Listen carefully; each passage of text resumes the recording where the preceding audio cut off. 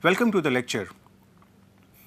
You may recall that in the earlier lecture we had considered an example in which we had considered some data set and we had exposed it to a statistical software, and after that we had analyzed the statistical outcome.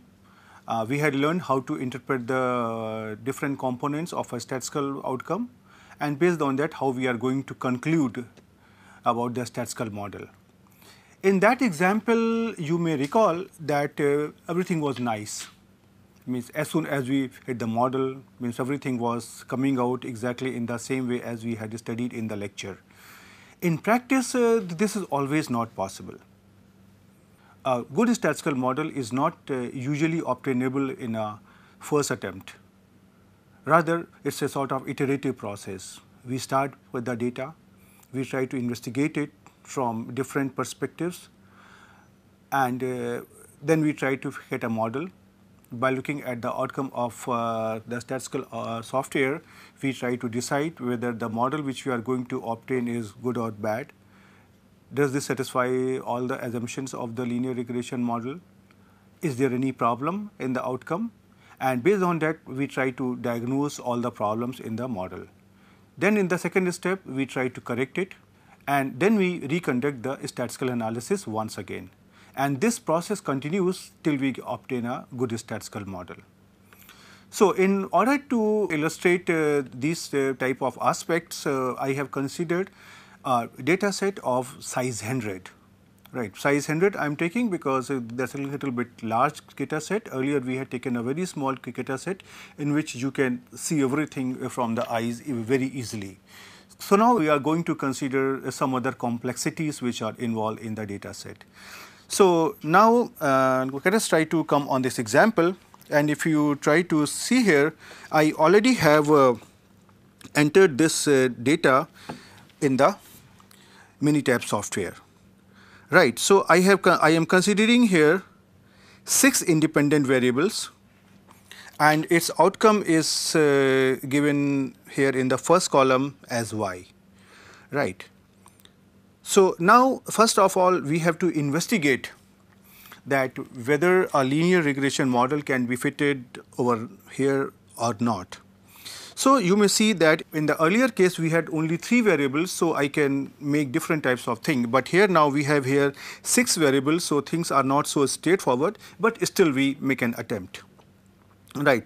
So we try to make here a matrix scatter plot, and means I will try to choose here all the variables.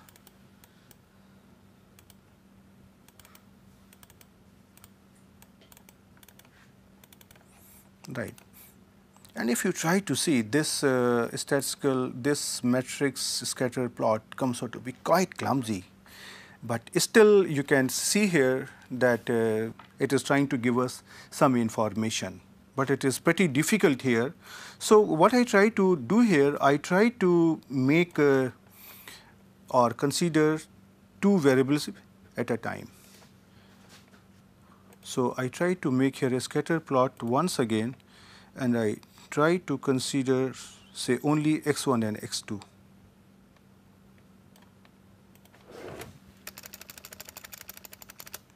Right, and one can obtain a scatter plot like this.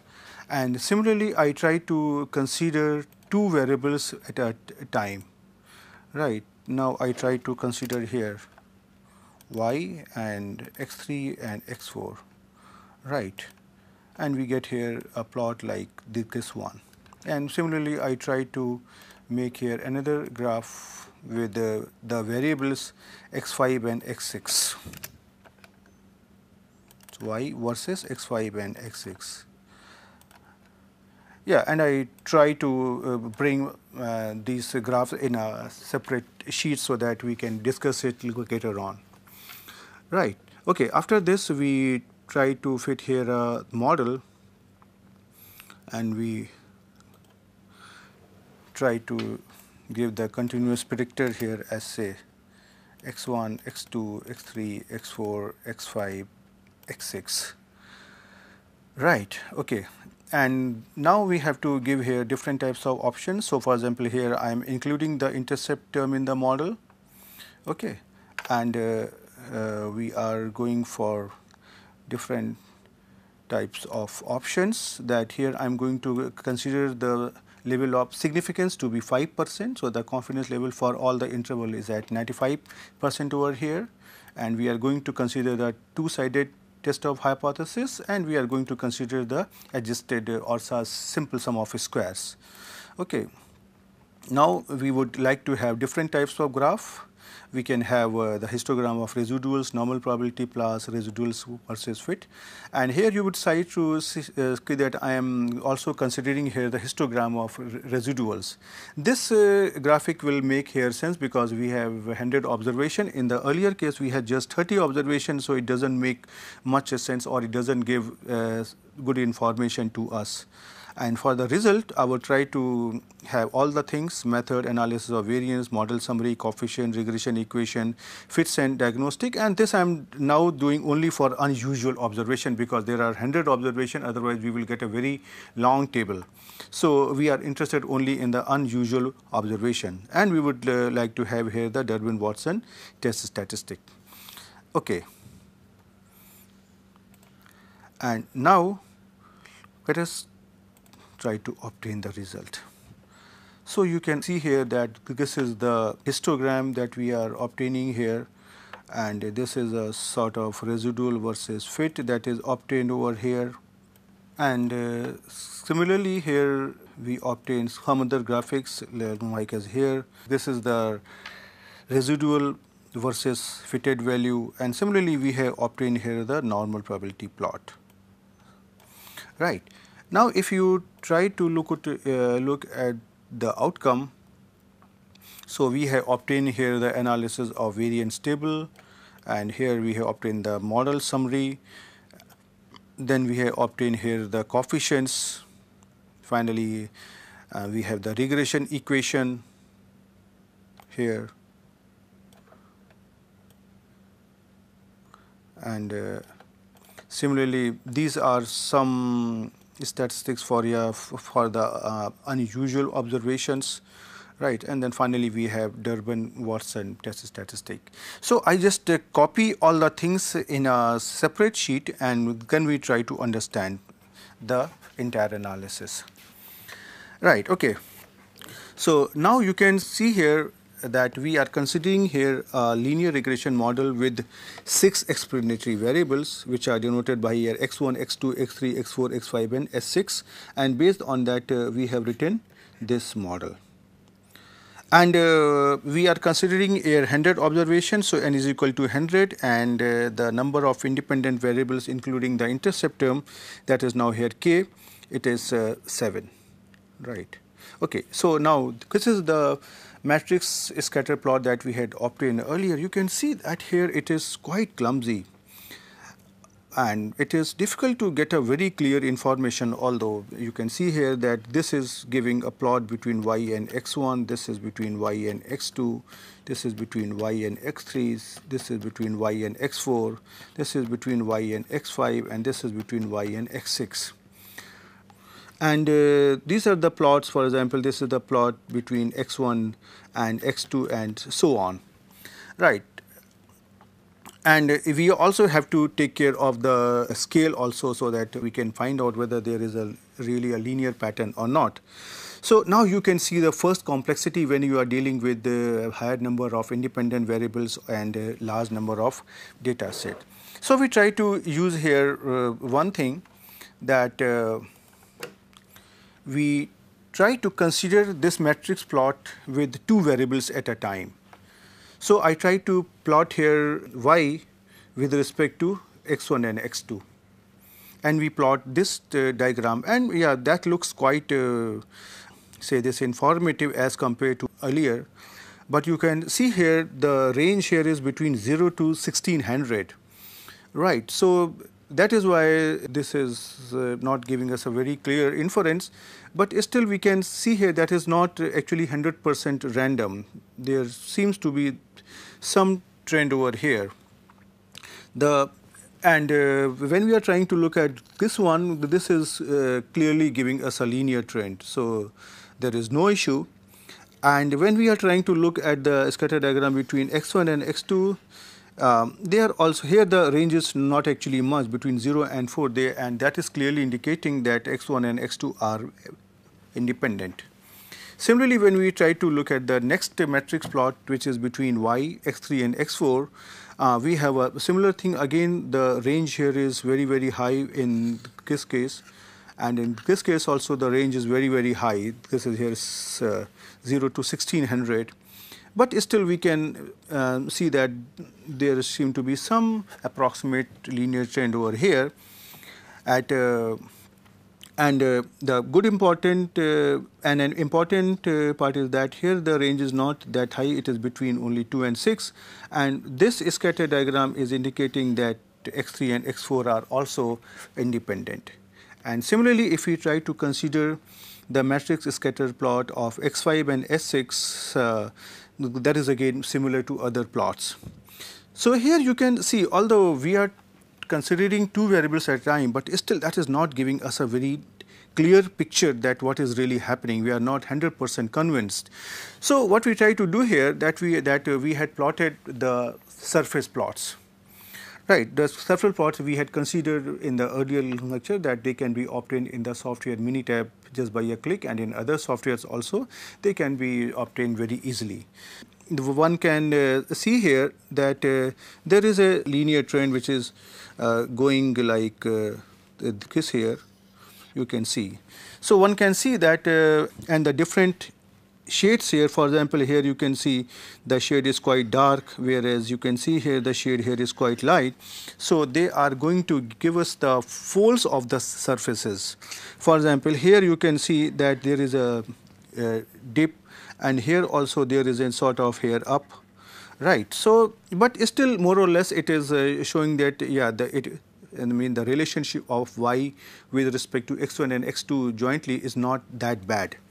And similarly, when I try to plot here y with respect to x3 and x4, so you can see here there are some sharp peaks over here, just like small mountains, right. And this type of perturbation, they are trying to give us an idea about the disturbances on the surface. But still one can see here that there is a sort of linear trend over here. Right. So yeah, we can be confident that there is a sort of joint relationship between x1 and x2 with respect to y is not bad, and it is approximately linear. And similarly, when we try to plot y with respect to x5 and x6, we can see that here these perturbations are a little bit higher, and the peaks and the depth of the surfaces, like as here the peak and here the depth, and here the depth, for example, here the peak, they are pretty high, and they are higher than the such deviations in comparison to x1, x2 and x3 and x4. And here also we can see here that there is a sort of increasing linear trend, right. But still you have to keep in mind that these are the relationship of two independent variables with respect to response variable, and there are three possible outcomes. So, and similarly we have to make such figures with respect to all possible combination, like as x1, x3, x4, x1, x4, x1, x5, and then based on that you have to take a final decision by combining all the outcomes together, that whether the relationship is going to be linear or not. So I had plotted all the things. I am skipping all those figures, but I have taken these three figures to illustrate the methodology. But finally I can conclude, yes, I can fit here a linear regression model. And also remember one thing, these are the individual relationship of two variables with response variable at a time. But we are actually interested in the joint relationship of 6 explanatory variables with respect to y. So when we find that the pairwise relationship of independent variables with respect to the response variables are quite linear, then we can expect that their linear combination will also be linear. So this is how we try to take a a final judgment, because final judgment has to be in terms of yes or no, whether I can fit a linear regression model or not. Now first I try to consider the outcome of a software in the form of regression coefficients. I'm not going to discuss here now all the components because we had discussed it in the earlier lecture, and this is the similar software outcome. So these are here the regression coefficients that are obtained, and these are here their respective confidence interval. And so first we try to look at here, look at the p-values, right? And we can see here that we had considered the alpha to be 0.05. So now there are three values, one is here intercept term and two values here corresponding to x4 and x5, which are higher than 0.05. So we can conclude that when we are trying to test the hypothesis H naught beta 4 equal to 0 and H naught beta 5 equal to 0, both are going to be accepted, right. So we can conclude here now that x4 and x5 are not much important, in the sense that they are not contributing significantly in explaining the variation in y. And we have obtained this model over here, right. One thing you have to notice here, that there are some terms which have got a positive sign and there are some terms which have got here a negative sign. So we have understood that the meaning of the plus sign is that the relationship between say here y and x1 is increasing. So y is increasing as x1 increases, but similarly for the x3 here, the sign here is negative. So that means the relationship between y and x3 is decreasing. So as x3 increases, the outcome of y decreases, right. Now when we look at the model summary, we can see that the R square is coming out to be pretty high, right, and even the R square prediction is also pretty high. So the fitted model is good, but now there is a doubt that x4 and x5 variables are not contributing much.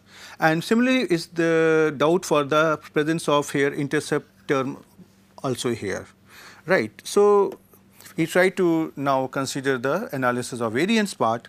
So here we are essentially interested in testing the hypothesis H naught beta 1 equal to beta 2 up to here beta 6 is equal to 0. So you can see here that the corresponding p-value is coming out to be close to 0. So one can conclude that at 5% level of significance that none of the individual variable is close to 0. But again you can see now this is contradicting between the outcome that we had obtained earlier, that x4 and x5 are not contributing much. So now we try to understand that how to conclude finally, right. So next we considered different types of fits and the diagnostic, and they have been obtained only for the unusual observations. So you can see here that the software is diagnosing that these many observations, they are looking to be unusual, and they have obtained different types of residuals, standardized residual, deleted residuals, and this is the value of here HII, means the ith diagonal value of the hat matrix H, and Cook's distance over here, and d-fit statistics. So this we already have understood in the earlier lecture, that how to interpret these things. But based on that, now we have an idea that observations number here 2, 3, 47 and 66 and 87 and 90, they are the large residual which are denoted by here R, and observation number here 79, this is some unusual observation. So now this is our responsibility to go back into the data and we look into the behavior of this observation, and then we have to take a final call whether they are really influential observation outliers or they are unusual observation or say leverage point.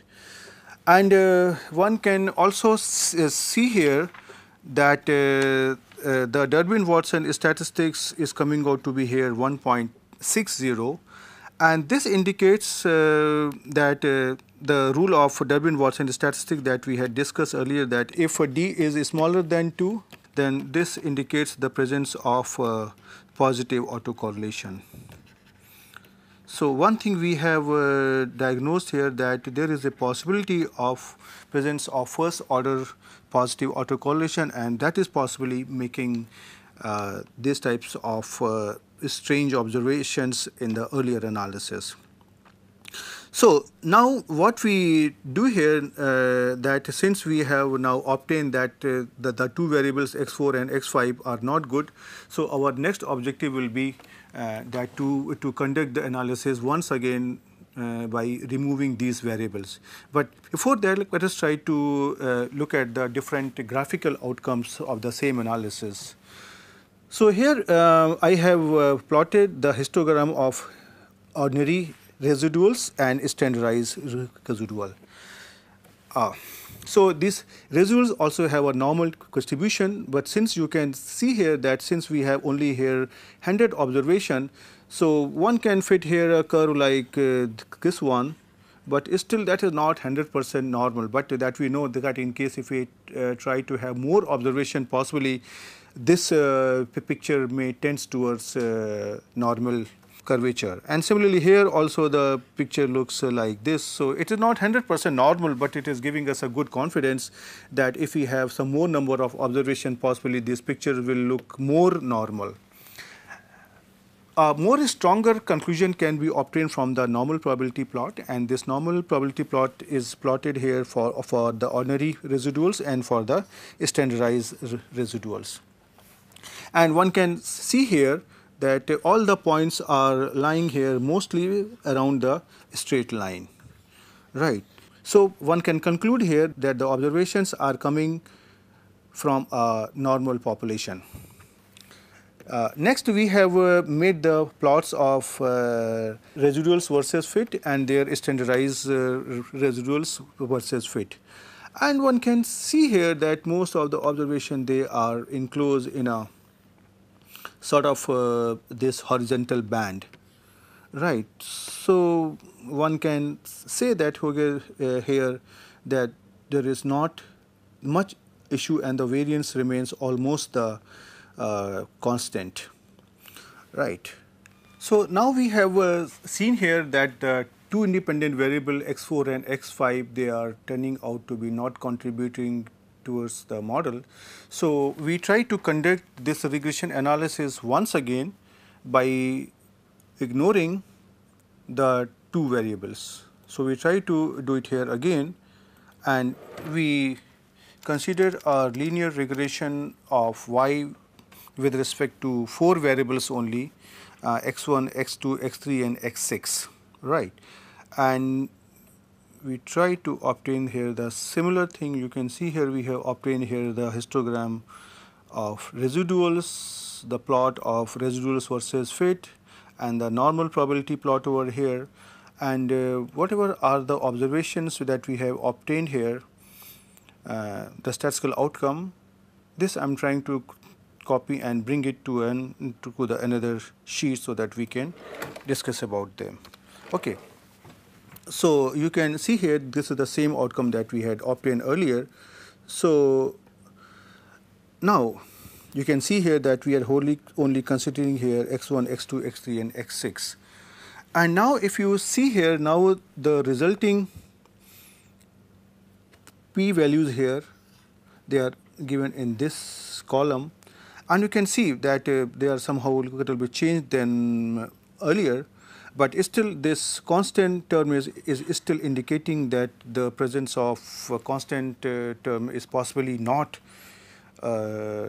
desirable. So that we have to explore further, but again that depends on the situation and the experimental conditions. If you remember, the interpretation of the intercept term was that it is the value of average value of y when all the independent variables takes value 0. So the experimenter has to take a final call that whether there has to be an intercept term or not. But anyway, we have reconducted the analysis, and finally we have obtained this model, and you can see that this model and the values of regression coefficients, they are pretty different than what we had obtained earlier. And this variance inflation factor also, they are very close to here 1. So that is again indicating that there is no problem of multicollinearity in the sense that all the variables x1, x2, x3 and x6, they are independent. And the model summary is also indicating that the value of R square adjusted, they are pretty close to 99%, and the R square prediction is also close to 99%, because the model is really good.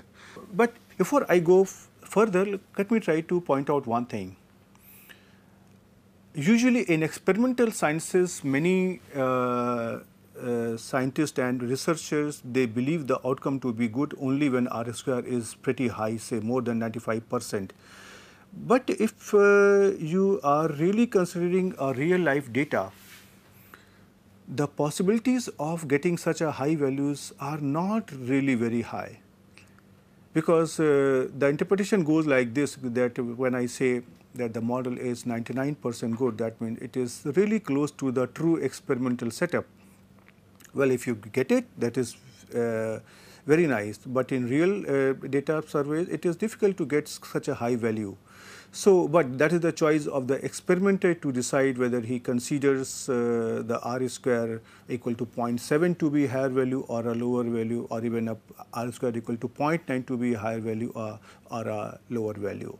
So, when we are doing a regression analysis, it requires some theoretical knowledge, understanding of basic fundamentals, understanding of the experimental conditions, and the condition under which the data has been collected, the role of those variables in experimental conditions, environment in which the data has been collected, and finally this is the only experimenter who takes the final call. Okay. So next we have obtained here the analysis of variance table.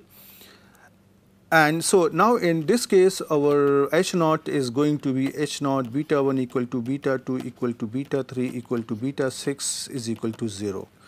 And one can see here that this p value is coming out to be close to 0, and all other values are also smaller than 0.05. So one can see here that the H naught is rejected, and all the variables x1, x2, x3 and x6, they are contributing towards the model in explaining the variation in the value of y. And here we have obtained the fits and diagnostic for the unusual observation, and we had seen earlier also that these many observations have been diagnosed to be either having a large residual or an unusual observation. But here you can see there is a change, that now here there are two observations which are indicating that they are unusual. Earlier there was only one observation which is unusual. Well, these things are going to happen, and that is why we need to revise our statistical analysis again and again till we reach to a good model. So I am not going into the details of this outcome, but the suggestion would be that we try to delete these observations from the data set, and we try to conduct the entire analysis once again. In fact, a good suggestion is that after the first regression analysis, for example, we had obtained that these many observations were these many observations have some trouble. So a better option is to just conduct the entire analysis once again without deleting x4 and x5, and then we try to see the outcome, and accordingly we have to take a suitable decision. Well, Now here based on the value of HII, deleted residual, standardized residuals, you can also take a conclusion and you can decide that which of the observations are going to be influential, outlier, or say anything else, right. So now we have plotted different types of graphical diagnostic, and here also you can see, as earlier, there is no issue of here normality assumption, but here, because for the sake of understanding, I have plotted only here one histogram of only the standardized residual, and similarly we have obtained the diagnostic or a graphical representation of residuals versus fits, but we have considered only here the ordinary residuals, and we can see here that all these points are nearly enclosed inside a horizontal band. So the assumptions like constant variance and other things, they are satisfied here, and we have obtained the normal probability plot here for the ordinary residuals, and we have obtained that that most of the points are lying near the straight line.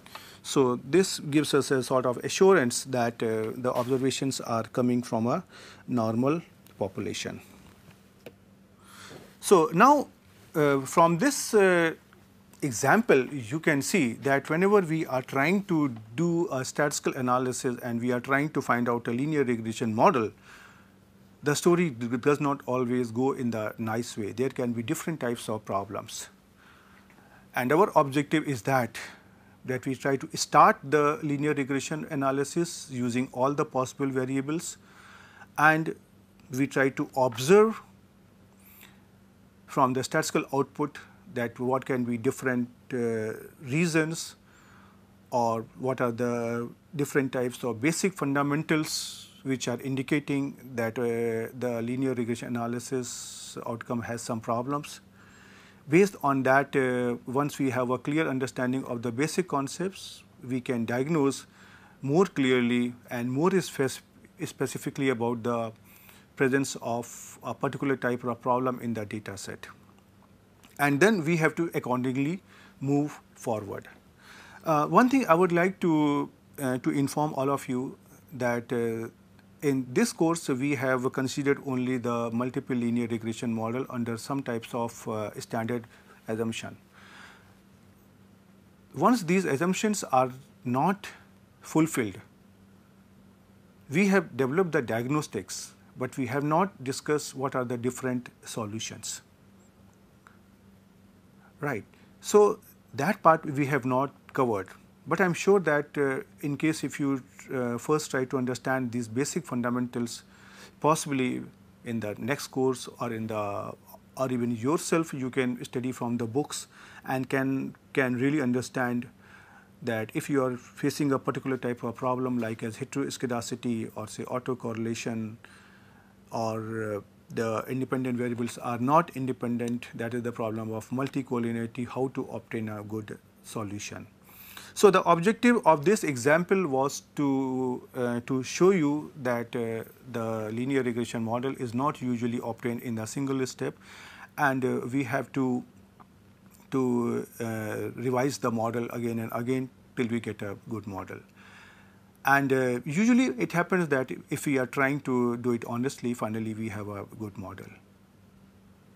So we will see you in the next lecture, and till then, goodbye.